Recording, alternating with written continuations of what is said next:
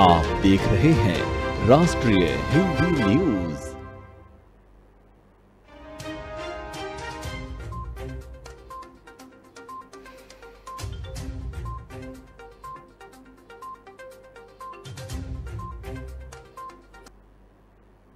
नमस्कार, आप देख रहे हैं राष्ट्रीय हिंदी न्यूज और आपके साथ हूं मैं अंजना राठौर। खबरें लगातार में आपका स्वागत है। देश में हेट स्पीच के बढ़ते मामलों को देखते हुए केंद्र सरकार अब सख्त नजर आ रही है। केंद्र सरकार जल्द ही हेट स्पीच को लेकर सख्त कानून लेके आने वाली है। सरकार ने इसकी तैयारी भी कर ली है। इस कानून के तहत हेट स्पीच की परिभाषा तय की जाएगी। कानून का ड्राफ्ट तैयार किया जा चुका है। अब हेट स्पीच को लेकर पैमाना तय होगा। बता दें कि इस कानून में सिर्फ हिंसा फैलाने वाला कंटेंट ही नहीं, बल्कि झूठ फैलाने और आक्रामक विचार रखने वाले भी इस कानून के दायरे में आने वाले हैं। सरकार बहुत दिनों से इस मामले पर विचार कर रही थी, लेकिन अब ज्यादा समय न लेते हुए इसका ड्राफ्ट तैयार किया जा रहा है।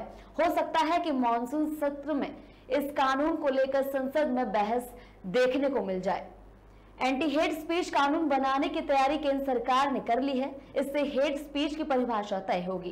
केंद्र सरकार सोशल मीडिया पर नफरती कंटेंट रोकने के लिए एंटी हेट स्पीच कानून बनाने की तैयारी शुरू कर दी है। हेट स्पीच को लेकर सुप्रीम कोर्ट के निर्देशों, अन्य देशों के कानूनों और अभिव्यक्ति की आजादी के तमाम पहलुओं को ध्यान में रखते हुए कानून का ड्राफ्ट तैयार किया जा रहा है। इसे जल्द ही सार्वजनिक राय के लिए पेश किया जाएगा।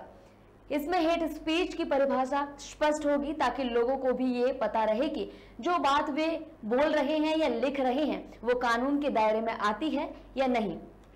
विधि आयोग ने हेट स्पीच पर अपने परामर्श पत्र में साफ किया है कि यह जरूरी नहीं है कि सिर्फ हिंसा फैलाने वाली स्पीच को हेट स्पीच माना जाए। इंटरनेट पर पहचान छिपाकर झूठ और आक्रामक विचार आसानी से फैलाए जा रहे हैं। ऐसे में भेदभाव बढ़ाने वाली और नस्ली भाषा को भी हेट स्पीच के दायरे में रखा जाना चाहिए। इससे सोशल मीडिया प्लेटफॉर्म्स के खिलाफ कार्रवाई का रास्ता खुल जाएगा।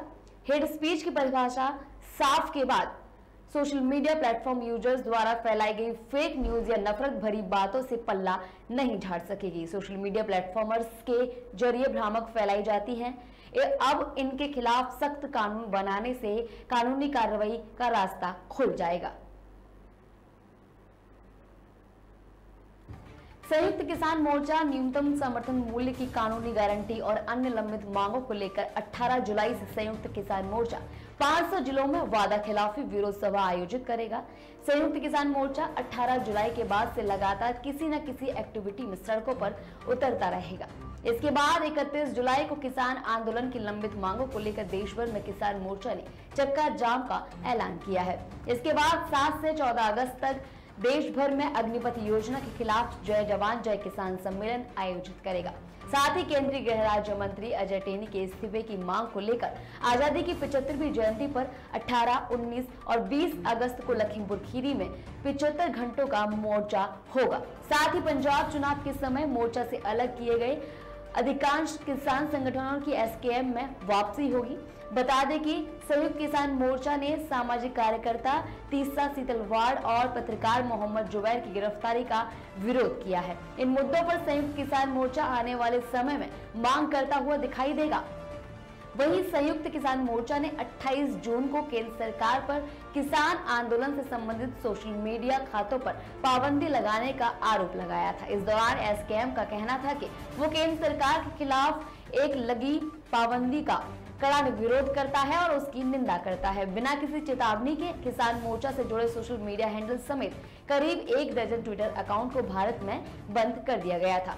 संयुक्त किसान मोर्चा ने मांग की है कि किसान मजदूर की बुलंद आवाज, किसान एकता मोर्चा और ट्रैक्टर टू ट्विटर समेत तमाम ट्विटर अकाउंट जिन्हें अलोकतांत्रिक और अतार्किक बताते हुए उसे बंद किया गया था, उसे फिर से बहाल किया जाए। आगे बढ़ते हुए बात करेंगे पंजाब की। पंजाब में आम आदमी पार्टी की मान सरकार के 100 दिन पूरे हो चुके हैं। ऐसे में आज पंजाब में मान सरकार की मंत्रिमंडल का पहला विस्तार किया जाएगा। मंत्रिमंडल विस्तार में 5 नए मंत्रियों की एंट्री हो सकती है। 5 और मंत्रियों के शपथ लेने के बाद मान के मंत्रिमंडल में मंत्रियों की संख्या मुख्यमंत्री समेत 15 हो जाएगी। बता दें कि पंजाब के राज्यपाल बनवारी लाल पुरोहित मंत्रिमंडल में शामिल होने वालों को पद और गोपनीयता की शपथ दिलाएंगे। शपथ ग्रहण समारोह पंजाब राजभवन में सोमवार को शाम 5 बजे आयोजित होगा। इस विस्तार के बाद मान मंत्रिमंडल में सीएम समेत मंत्रियों की कुल संख्या 15 हो जाएगी। आपको बता दें कि इस साल विधानसभा चुनाव में शानदार जीत के बाद राज्य में आम आदमी पार्टी की सरकार बनने के बाद मान के नेतृत्व वाले मंत्रिमंडल में 10 विधायकों को मंत्री के रूप में शामिल किया गया था। मंत्रिमंडल में मंत्रियों की संख्या मुख्यमंत्री समेत 18 है। वर्तमान में मान के नेतृत्व वाले मंत्रिमंडल में 9 मंत्री हैं। मई में स्वास्थ्य मंत्री विजय सिंगला और भ्रष्टाचार के आरोप में राज्य मंत्री मंडल से बर्खास्त कर दिया गया था। आपने राज्य विधानसभा चुनाव के दौरान 117 सदस्यीय राज्य विधानसभा में 92 सीट जीतकर सत्ता में वापसी की थी।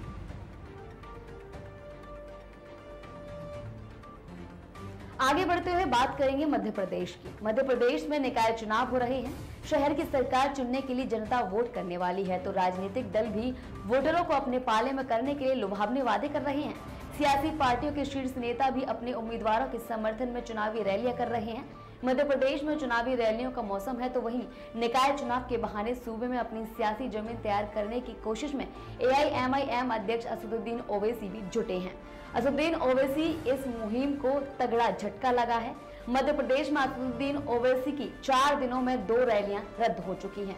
असदुद्दीन ओवैसी को 30 जून के दिन पंडारीनाथ इलाके में रैली को संबोधित करना था, जो कि रद्द कर दी गई है। तो अब इंदौर की रैली भी रद्द करनी पड़ी है। बता दें कि असदुद्दीन ओवैसी 3 जुलाई को इंदौर में चुनावी जनसभा को संबोधित करने वाले थे, जिसे एन मौके पर रद्द करना पड़ा। पिछले 4 दिन में ओवैसी की 2 रैलियां रद्द हो चुकी हैं और बाद में उनकी आगे की रैलियों को लेकर भी भ्रम की स्थिति बनी हुई है। जानकारी के मुताबिक पुलिस ने कहा है कि असदुद्दीन ओवैसी इंदौर के एक संवेदनशील इलाके में रैली करने वाले थे, इसे रद्द कर दिया गया है। असदुद्दीन ओवैसी की इंदौर में होने वाली रैली रद्द किए जाने के पीछे हिंदू जागरण मंच की ओर से किया जा रहा लगातार विरोध बताया जा रहा है। दक्षिणपंथी संगठन हिंदू जागरण मंच के कार्यकर्ता AIMIM प्रमुख और हैदराबाद के सांसद असदुद्दीन ओवैसी की रैली का विरोध कर रहे हैं और काले झंडे दिखाने की तैयारी में थे। हिंदू जागरण मंच के कार्यकर्ताओं के विरोध को देखते हुए AIMIM के स्थानीय नेताओं ने एन मौके पर असदुद्दीन ओवैसी की इस रैली को रद्द करने का फैसला किया है। बता दें कि अगले कुछ दिनों में मध्य प्रदेश की राजधानी भोपाल समेत कई शहरों में असदुद्दीन ओवैसी की रैलियां होनी हैं। असदुद्दीन ओवैसी निकाय चुनाव में अपनी पार्टी के उम्मीदवारों के पक्ष में जबलपुर, खंडवा और बुरहानपुर में भी चुनावी जनसभा करने वाले हैं। दक्षिणपंथी संगठन के विरोध के कारण ओवैसी की 2 रैलियां रद्द हो चुकी हैं। ऐसे में अब ओवैसी की आगामी रैलियों को लेकर भी AIMIM समर्थकों में भ्रम की स्थिति बन गई है। आगे बढ़ते हुए बात करेंगे हरियाणा की। हरियाणा के फरीदाबाद में कुंडली मानसरोवर पलवल मार्ग पर रविवार को सेना में भर्ती के लिए दौड़ लगा रहे 5 युवकों को तेज रफ्तार कार ने टक्कर मार दी, जिससे 2 युवकों की मौके पर ही मौत हो गई, जबकि 3 घायल हो गए। बताया जा रहा है कि यूपी नंबर की एक कार ने युवकों को पीछे से टक्कर मारी है, जिसके बाद कार चालक घटनास्थल से फरार हो गया। जिसके बाद पुलिस ने एक मृतक के भाई की शिकायत पर कार के अज्ञात चालक के खिलाफ मुकदमा दर्ज कर जांच शुरू कर दी है। बता दें सभी युवक सेना भर्ती के लिए दौड़ लगाने के लिए गए थे, तभी हादसे का शिकार हो गए, जिसके बाद 5 घायल युवकों को उपचार के लिए अस्पताल में भेजा गया था, जहां चिकित्सकों ने लोकेश और उसके साथी विवेक को मृत घोषित कर दिया, जबकि घायल हुए सौरभ, सन्नी और हरीश को प्राथमिक उपचार के बाद दूसरे अस्पताल भेज दिया गया है। इस हादसे की सूचना मिलने के बाद गांव में मातम पसरा हुआ है। पुलिस ने पीड़ित की शिकायत पर कार के अज्ञात चालक के खिलाफ मामला दर्ज कर लिया है। वहीं पोस्टमार्टम के बाद शव परिजनों के हवाले कर दिए गए हैं। हिमाचल प्रदेश के कुल्लू में भयानक सड़क हादसा हुआ है, जहां कुल्लू में शंसर से सेंज की तरफ आ रही निजी बस जंगला गांव के पास सड़क से नीचे गिर गई। इस हादसे में बच्चों समेत 16 लोगों की मरने की आशंका है। जानकारी के मुताबिक बस में 35 से 40 लोग सवार थे। यह हादसा सुबह करीब 8:30 बजे का बताया जा रहा है। वहीं इस मामले में एसपी कुल्लू गुरुदेव शर्मा ने बताया कि बस के दुर्घटनाग्रस्त होने की सूचना मिलते ही पुलिस टीम को मौके की ओर रवाना कर दिया गया, जिसके बाद हादसे वाली जगह पर राहत और बचाव का काम किया जा रहा है। जानकारी के मुताबिक राहत और बचाव कार्य के दौरान 6 शवों और 3 घायलों को निकाला गया है। प्रशासन के मुताबिक बस के नीचे काफी लोगों के दबे होने की भी संभावना जताई जा रही है। हादसा जिस जगह हुआ वो बेहद दुर्गम इलाका है। बताया ये भी जा रहा है कि बस बेहद गहरी खाई में गिरी है, जिससे बस के परखच्चे उड़ गए। हादसे का शिकार हुई बस में स्थानीय लोगों के अलावा स्कूली बच्चे भी सवार थे, जो सैन्य स्कूल की तरफ जा रहे थे। जानकारी के मुताबिक जब तक राहत बचाव कार्य पूरा नहीं हो जाता, तब तक मृतकों की संख्या को लेकर कुछ नहीं कहा जा सकता है।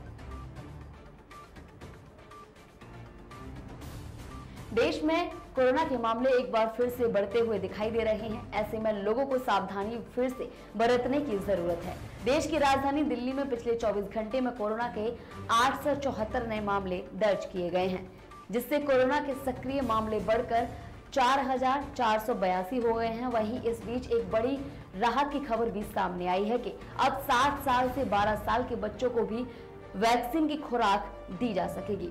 सीरम इंस्टीट्यूट ने अब 7 साल से 12 साल के बच्चों के लिए कोवोवैक्स वैक्सीन तैयार कर ली है।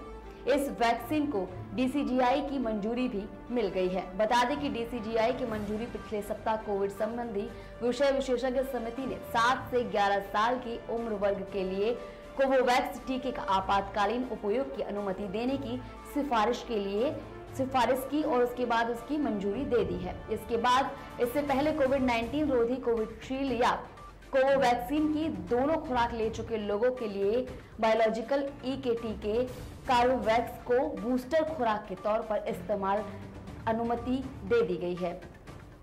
एनटीएजीआई विचार कर सकता है इस पर, जिसकी बैठक मंगलवार को होगी। भारत में औषधि महानियंत्रक ने कोवोवैक्स को 18 साल और उससे अधिक उम्र के लोगों के लिए एहतियाती खुराक के रूप में इस्तेमाल करने के लिए 4 जून को मंजूरी दी थी।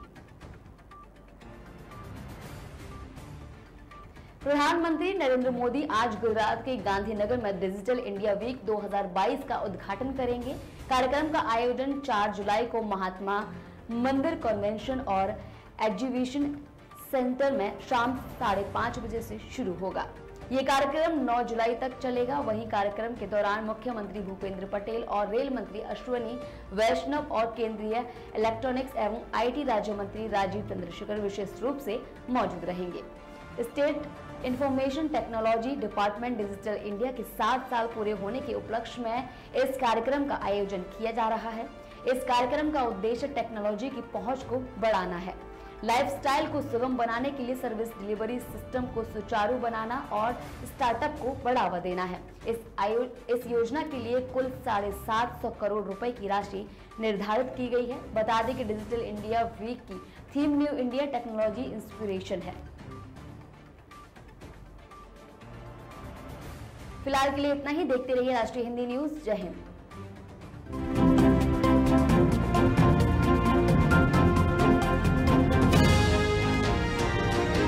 आप देख रहे हैं राष्ट्रीय हिंदी न्यूज।